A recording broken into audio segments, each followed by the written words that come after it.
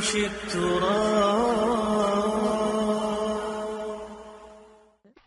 لیکن ہر دور میں ترقی کی علامت یہی رہی ہے نیشنلزم.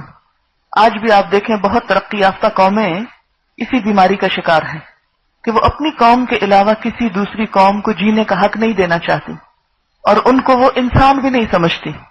دنیا میں نسلی عداوتیں آج بھی کتنی ہیں. ساؤتھ افریقہ کی مثال آپ کے سامنے ہے کہ جہاں گورے اور کالے کا ایسا فرق ہے کہ ان کے لیے پارکس الگ، سوئمنگ پولز الگ، شاپنگ سینٹرز الگ، حقیقی معنوں میں دیواریں کھڑی کر کے ان کو ڈیوائیڈ کیا گیا اور کہنے کو وہ ترقی یافتہ لوگ ہیں. یہ خرابیاں جو آج کی آپ کو ماڈرن ورلڈ میں ملتی ہیں یہ فرعون کی قدیم دنیا میں بھی تھیں اور اسلام نے اسی چیز کا تو خاتمہ کیا اور اسی لیے اسلام لوگوں کو پسند نہ آیا. آج بھی اسلام کو ایک جناتی تصور دیا جا رہا ہے اور خوف زدگی کا شکار ہیں اسلام کے نام سے. تو کبھی سوچنا چاہیے کہ کیا ان کی آنکھیں نہیں، کیا انہوں نے تاریخ کا مطالعہ نہیں کیا کہ اسلام نے تو آ کے دنیا کو حقیقی امن کا گہوارہ بنایا، لڑتے قبائل کو باہم جوڑ دیا. اتنی اچھی چیز، اتنا نسخہ کیمیا، اسے اس سے بھاگتے، اس سے خوف کھاتے کیوں کھاتے ہیں؟ اس لیے کہ پھر ان کی مرضی، ان کی خواہش اور ان کی انا کے بت اور ان کی قوم پرستی کے بت ٹوٹتے ہیں، پھر ان کو کچھ قربان کرنا پڑتا ہے اور یہ اپنے آپ کو قربان نہیں کر سکتے.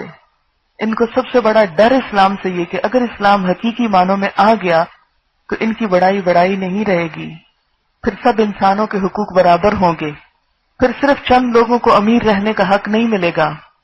اس لیے ان کے مفادات پہ زد پڑتی ہے، لہذا وہ اسلام سے خوف کھاتے ہیں کہ حقیقی معنوں میں مساوات قائم کرنے والا، حقیقی معنوں میں پسے ہوئے مظلوم لوگوں کو اٹھا کے حق دینے والا. آج کی ترقی یافتہ دنیا بھی یہ حق دینا نہیں چاہتی. کہنے کو بہت کچھ کہتے ہیں، یونائٹڈ نیشنز کے نام سے جو ادارہ وجود میں آیا ہے اور پھر اس کے بعد انسانی حقوق اور حقوق کی آزادی کے بڑے بڑے دعوے اور نعرے ہیں، لیکن اس کا حقیقت سے تعلق نہیں ہے.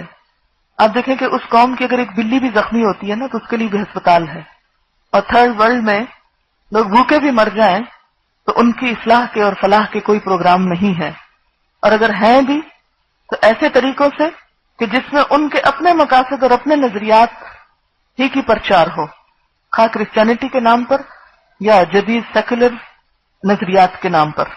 اس کو پروموٹ کرنے کے لیے وہ ایڈ بھی دیں گے آپ کو.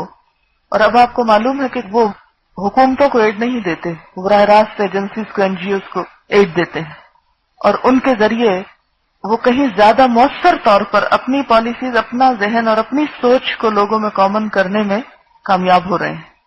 اس وقت پاکستان میں اور ہر ملک میں تقریباً جو ترقی پذیر ممالک ہیں اس میں عورتوں کی فلاح و بہبود کے نام سے جو پروگرام شروع کیے گئے جس میں نمبر 1 صرف فہرست خاندانی منصوبہ بندی کا نظام ہے اور جس کے ذریعے وہ ہماری نسل کشی کرنا چاہتے ہیں، جوان خواتین کو کس طرح بانجھ بنایا جا رہا ہے.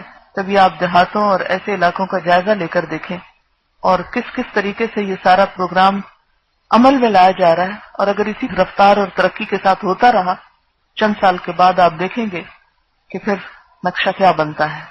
تو بہرحال اسلام سے سب سے بڑا خطرہ یہ ہے کہ وہ حقیقی معنوں میں ہر انسان کی بھلائی چاہتا ہے، اور یہاں کے لوگ کیا چاہتے ہیں؟ صرف اپنی بھلائی چاہتے ہیں، جیسے فرعون صرف اپنی بھلائی چاہتا تھا اور صرف اپنی قوم کو اٹھانا چاہتا تھا.